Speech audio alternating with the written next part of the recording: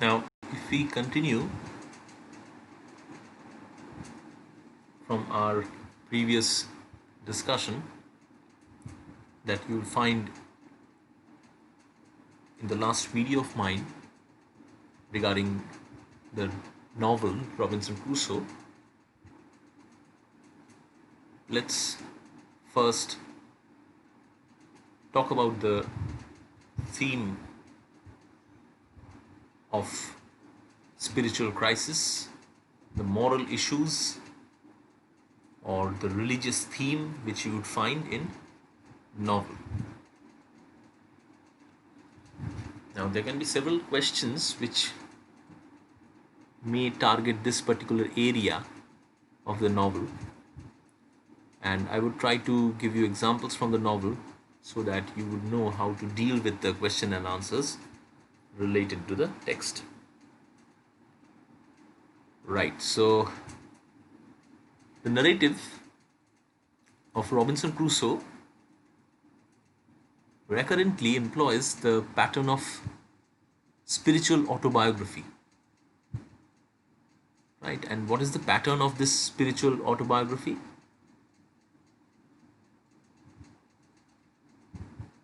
A familiar Christian pattern of disobedience, punishment, repentance, deliverance. So first, the protagonist would disobey God, then he would be punished for his disobedience, then he would be repentant, and then finally he would be delivered. So this is the familiar Christian pattern of spiritual autobiography. You will find this in the tradition of spiritual autobiography, which is a tradition which was already there before Defoe produced Robinson Crusoe. And the religious or moral dimension of the novel is highlighted in the very preface of the novel. If you read the preface of the novel, you would realize that how the very preface highlights the religious theme.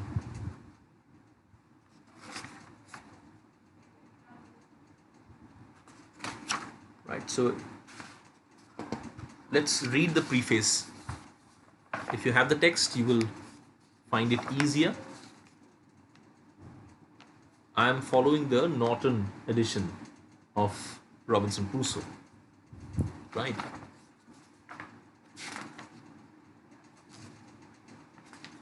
So this particular text is found in a Norton critical edition, Daniel Defoe, Robinson Crusoe, an authoritative text, context, criticism.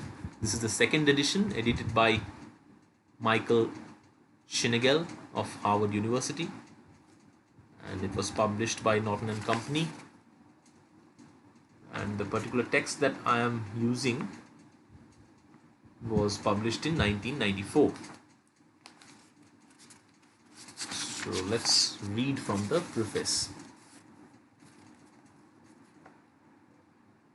If ever the story of my private man's adventures in the world were worth making public and were acceptable when published, the editor of this account thinks this will be so. The wonders of the man's life exceed all that he thinks is to be found extant, the life of one man being scarce capable of a greater variety. And now comes the moral or religious dimension of the novel in the third paragraph of the preface, written by Daniel Defoe. The story is told with modesty, with seriousness, and with the religious application of events to the uses to which wise men always apply them to the instruction of others by this example, and to justify and honor the wisdom of providence in all the variety of our circumstances, let them happen how they will. So in the third paragraph, we clearly see, third paragraph of the preface to the novel, we clearly see that Defoe is having a purpose, and he is clearly mentioning that purpose. He is saying that this particular story is told with modesty and with seriousness. So it's a serious story. And why it is serious? Because it has a religious application of events to the uses to which wise men always apply them, to the instruction of others by this example. So wise men can apply the lessons, the insights offered by this story. And this story is to justify and honor the wisdom of providence. Providence is related to God's will. Providence refers to the manner in which God engineers everything in our life. So when you start finding out a pattern which is religious in nature, which is apparently not explainable in religious terms, but actually if you see to it, if you delve deeper into it, you will understand that there is divinity underneath the entire matter. So that is providence. So providence is basically a manifestation of God's foresightfulness or insight, right? So God's care for his creatures, which are usually not visible to us. Suppose there is a random event in your life, and it's a good event, and you apparently see no religiosity in it, and you feel that, well, there is apparently nothing, just a coincidence. But then again, there would be people who would tell you, no, there is providence, there is something divine behind it, which made you achieve this, or which made you do certain things, and that's why you could get what you are getting now, right? So this is providence. Okay, so now coming back to the preface written by Daniel Defoe to his novel Robinson Crusoe, we have to say that clearly he is highlighting the religious dimension of the novel, the moral dimension of the novel. And then if you go down to the fourth paragraph of the preface, you will find the editor believes the thing to be a just history of fact. Now, let me tell you that Defoe here plays a game with us actually. He pretends to be the editor of the entire work, and he presents it as history, as not a story but a history. And Robinson Crusoe actually is telling you his story, which is actually a true thing, and Defoe is the editor. So this is the role playing that is happening. Robinson Crusoe, the adventurer, has really written something related to his life, related to his personal life, and then Defoe is editing it and then presenting to the reader. So this is the equation, and hence Defoe is saying the editor believes the thing to be a just history of fact. That means whatever has happened in the life of Robinson Crusoe has been represented in the story. Neither is there any appearance of fiction in it, and whoever thinks, because all such things are dispatched,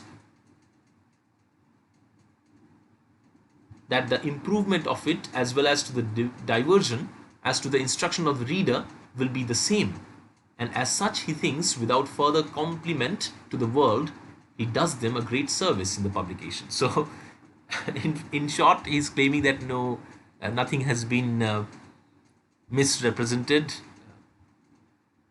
So nothing has been disputed. Dispatched here means disputed. So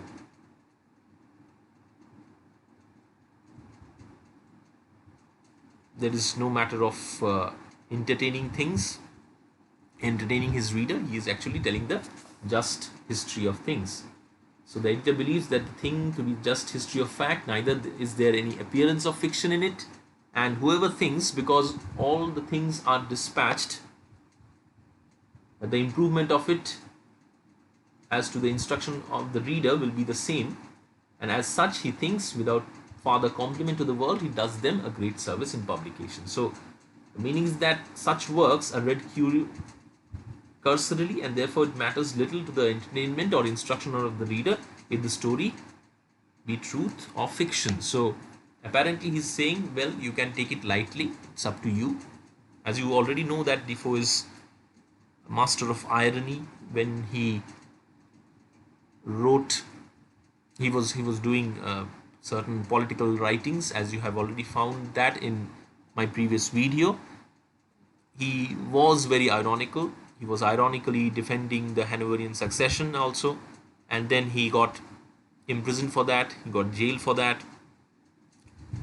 So this time also he's saying that, well, I know you may think that it is completely disputed, it is maneuvered, but then it doesn't matter how you take it. But yes, it does matter for him actually, that how the reader takes it, and he is presenting it as a just history of fact. Now this is the thing that you have to understand. This is the crux of the story. On the one hand, there is this spiritual journey of Robinson Crusoe, where you find the moral, spiritual issues, and on the other hand, you have a kind of journalistic tradition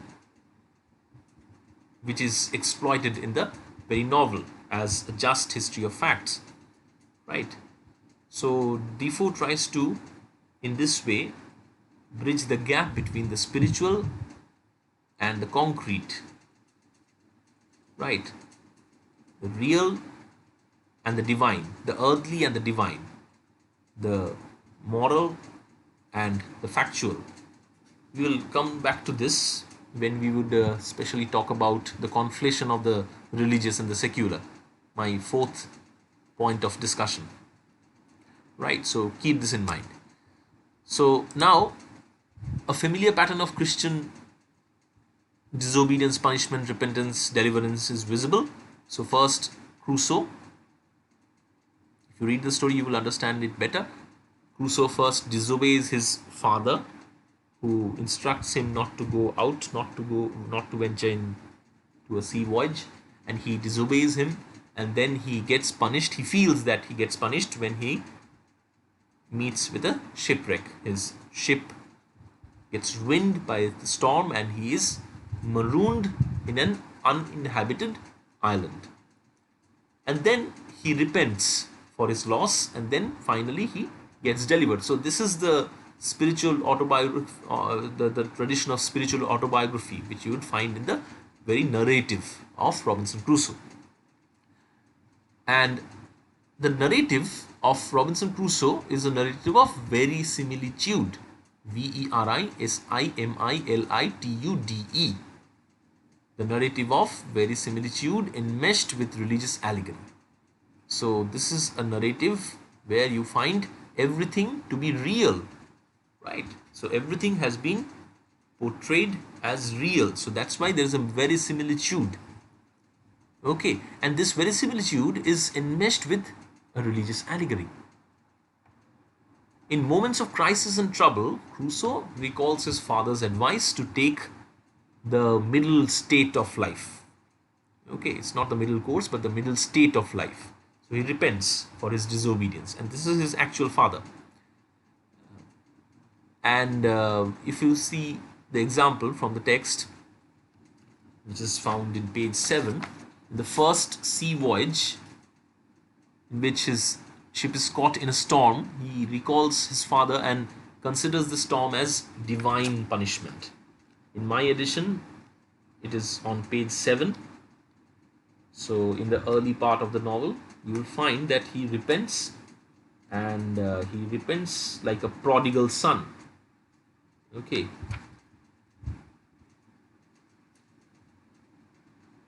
I'm reading it from the text itself.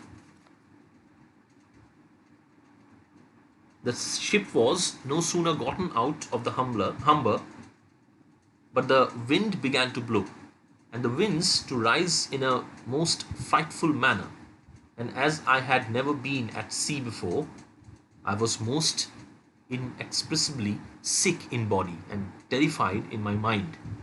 I began now seriously to reflect upon what I had done, and how justly I was overtaken by the judgment of heaven, for my wicked leaving of my father's house, and abandoning my duty.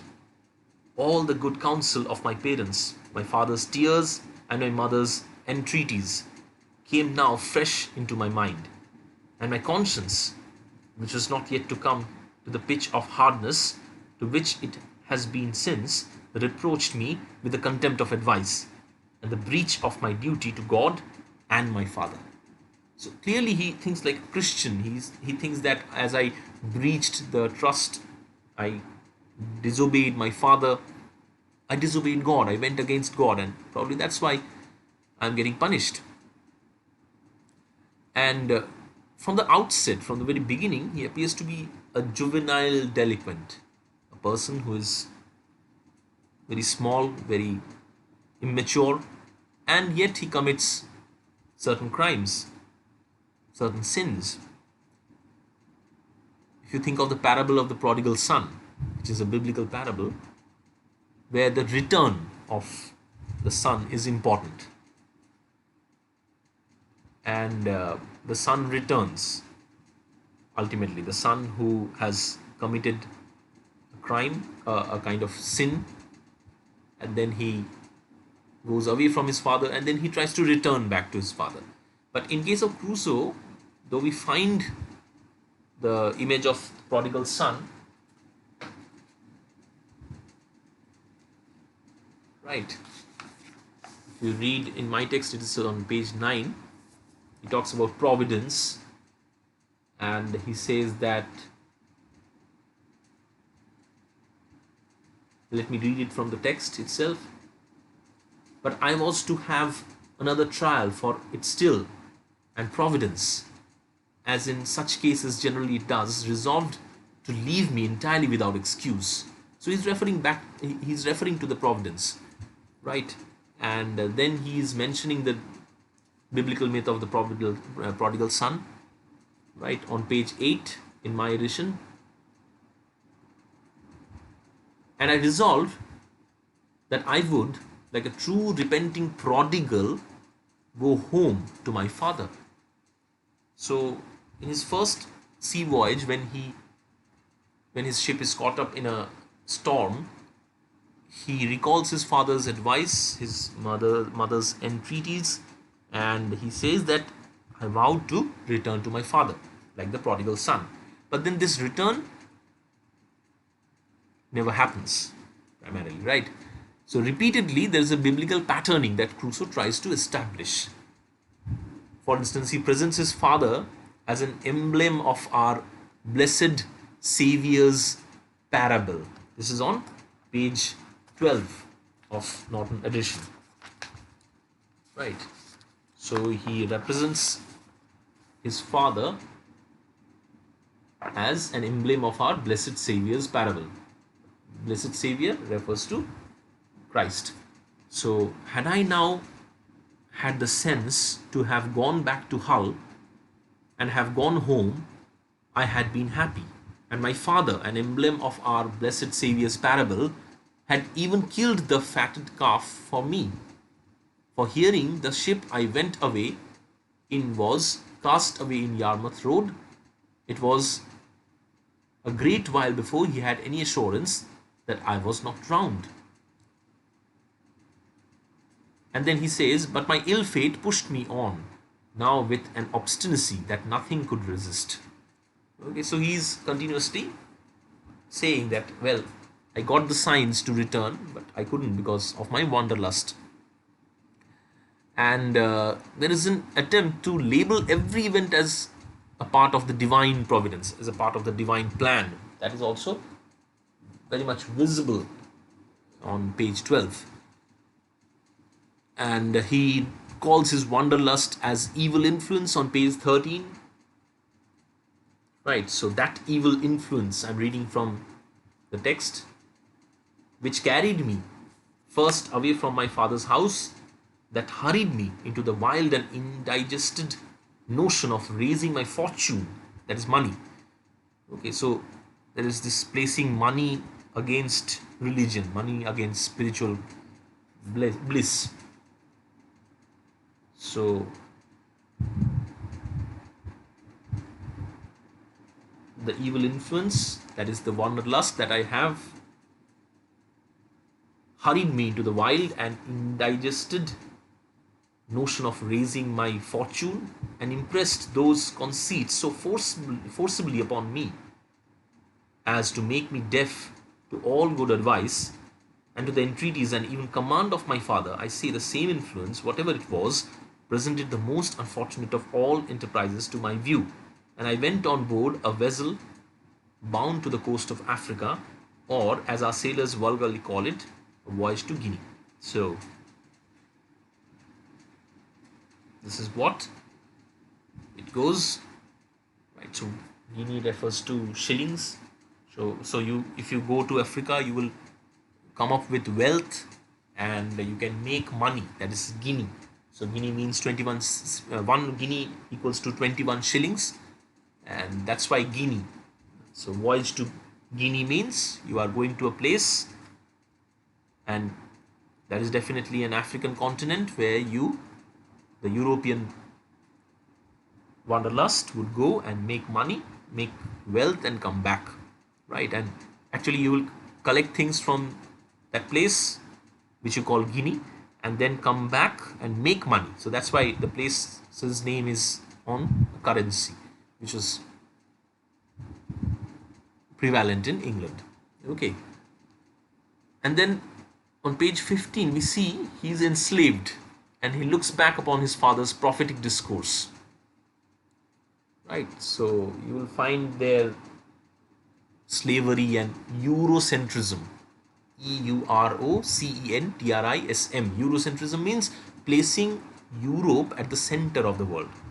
That means when you say that there was the land called Africa and you call it Guinea, you are actually presenting Africa in a very derogatory manner, because you think that it's a land of darkness, it's a land of things which are to be looted, which are to be obtained by us and sold by us in the market, so that we can make money. So you are presenting Africa in a derogatory manner, and in fact on page 23 you will find derogatory portrayal of Africans. So you will find that how Africans are portrayed. So this also has a close correspondence with the fifth point that I mentioned here, colonial narrative, which underpins the entire text. Okay, so do take note of the way in which Africa gets depicted, the Africans get depicted on page 23 of the novel. So if you read it, you will understand what my point is. See how he depicts the people who are found in the Guinea. When I had pursued this resolution about 10 days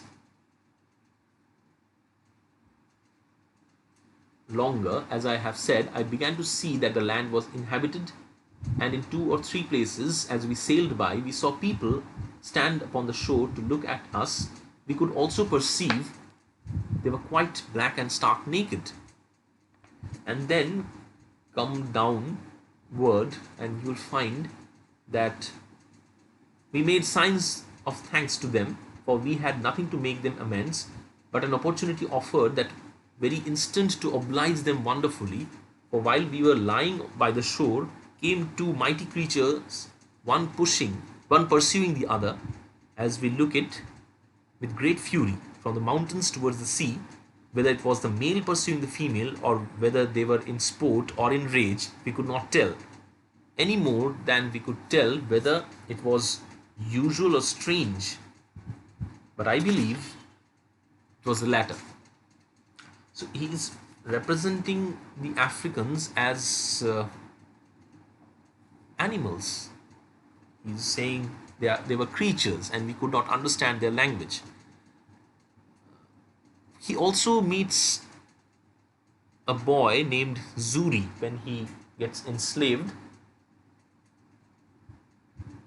right? And again, Zuri represents the non-European population in the novel, who are minority in the novel primarily, and they are the marginalized people in the novel. And Zuri and Crusoe were both slaves, they were bound to stay together. And later on, when he could escape from his slavery, he has no moral qualms before selling Zuri. So this also shows how Eurocentric his thought process was. Anyway, so apart from these things, let us now consider the religious dimension. Let us come back to the religious dimension of the novel. That Crusoe talks of deliverance. Okay, on page 25-26. So he says that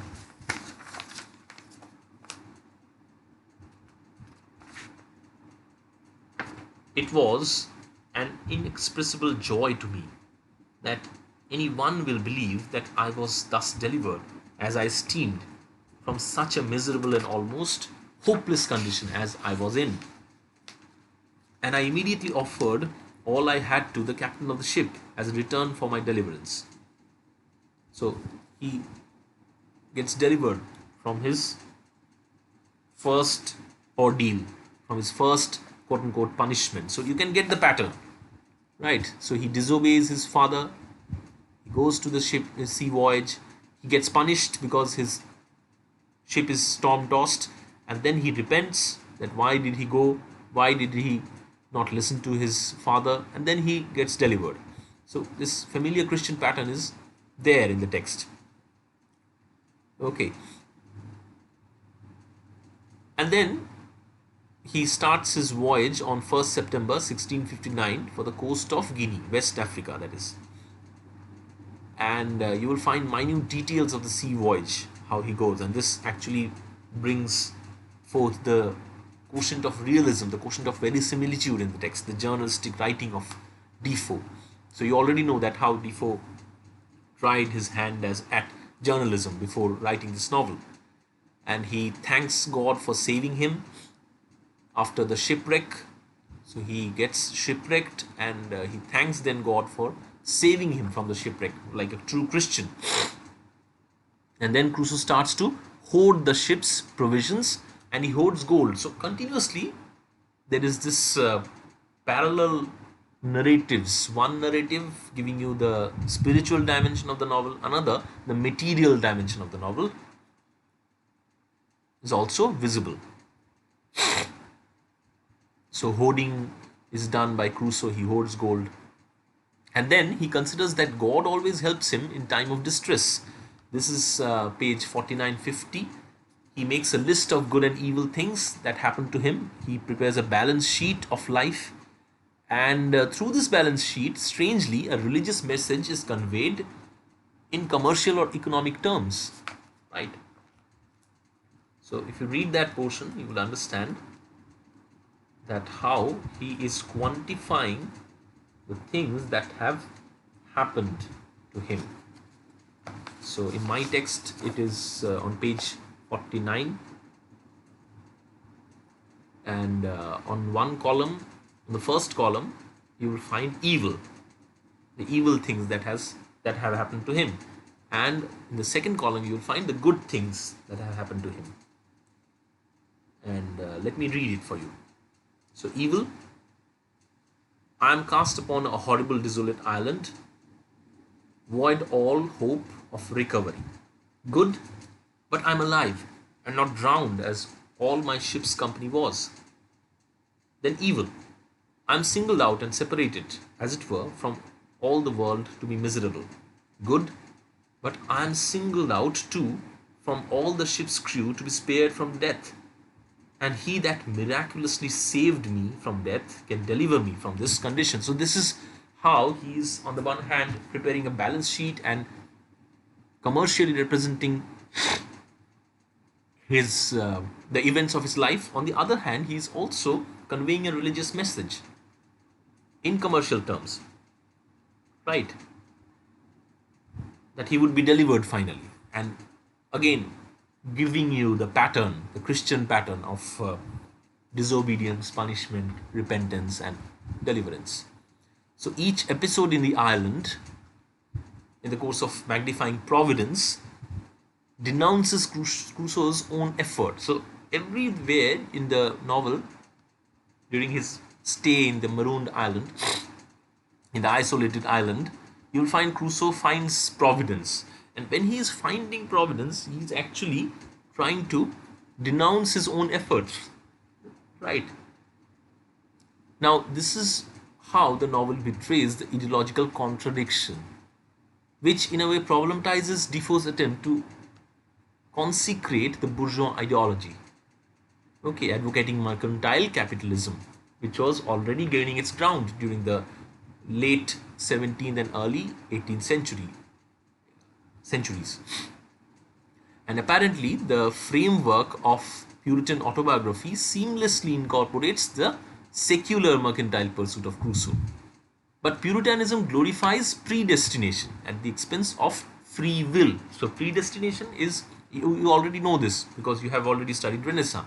So, predestination is the ideology, is a religious belief that everything has been predestined by God, right? And which is believed to be true by the Puritans.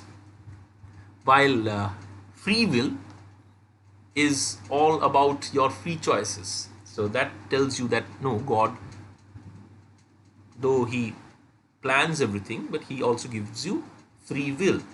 So on the one hand, you have predestination. On the other hand, He gives you free will to choose. And unlike mercantile capitalism that advocates choice, individualism, and self-belief, you have a glorification of predestination in Puritanism. And Crusoe representing a Puritan ideology that everything is predestined. My going out and then gaining everything and growing my own wealth in the island where I got marooned, everything has been predestined. Okay, and he tries to reconcile these two things. So whenever you find any question related to this spiritual autobiography, okay, vis-a-vis the novel Robinson Crusoe, you have to deal with it in this way. So you have to take examples from the text and talk about the way in which Crusoe reads each and every event as prophecy, as something which entails providence. Okay, so always he is talking about a prophetic discourse. He is finding the pattern of disobedience, punishment, repentance, deliverance, and then you have to also tell your examiner that on the other hand, you also have this commercial dimension of the novel. And in fact, this very religious message that the novel tries to convey gets conveyed in a commercial manner, in economic terms. It gets conveyed, and what else would be more suitable than the example of this balance sheet that he prepares, where he lists the good and evil things which happened to him. And you then can conclude that, well, this is how we can problematize the text by finding the contradiction inherent in the way in which the text underpins the discourse of spiritual autobiography, spiritual journey, right? So Crusoe presents his journey as spiritual awakening, as something which he needed to undergo, which he needed to have. And yet, he continuously becomes secular and thinks commercially, and he struggles to reconcile between these two, right? Especially the way in which Puritans glorify predestination at the expense of free will, and the mercantile capitalism, the ideology of the middle class, the ideology of the tradesman, and the way in which they advocate choice, individualism, and self-belief. So continuously the text tries to oscillate between these two, tries to reconcile between these two ideologies, which were very, very prominent. So if you have watched my previous video where I give an introduction to the text and Daniel Defoe's writings, you will find that the mercantile class, the nouveau riche, was again trying to gain their ground, trying to gain power in the society. They were going to sea voyages, they were trying to have their wealth increased so that they can control things in the society, and Defoe actually represented their ideology.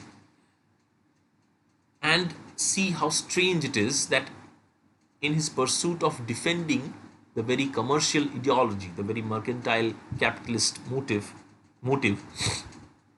Defoe draws upon the tradition of spiritual autobiography. Okay, so he draws upon Pilgrim's Progress, written by John Bunyan, and other spiritual autobiographies which were in currency during that time. So this is the most interesting thing of the novel that you need to discuss while dealing with any question which may center around this particular area of the text. Okay, so in the next video we are going to know about the other points that I have mentioned over here. Thanks for watching.